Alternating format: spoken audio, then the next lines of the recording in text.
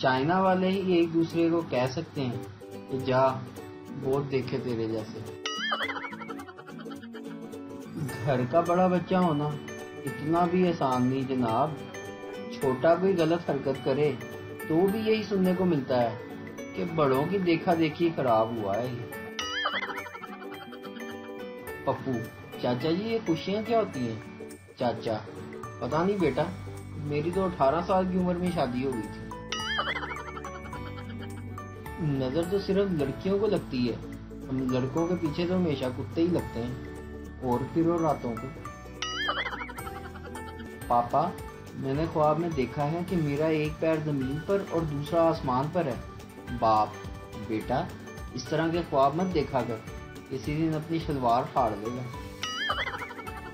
تول کر گفتگو کرنے کا سب سے بڑا نقصان، جتنی دیر آپ تولنے میں لگاتے ہو سامنے والا 10 سنا کر چلا جاتا ہے۔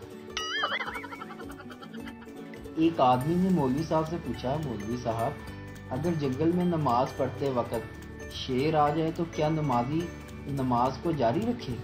قربان جاؤں مولوی صاحب نے جواب دیا، بولے اگر وضو باقی رہے تو جاری رکھنا بیٹا۔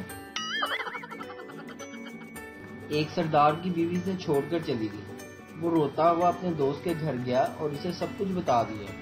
دوست بولا تمہیں اپنی بیوی کو عزت اور محبت سے رکھنا چاہیے تھا۔ سردار نے صفائی پیش کرتے ہوئے کہا میں تو ہمیشہ اسے اپنی بہن کا درجہ دیتا تھا۔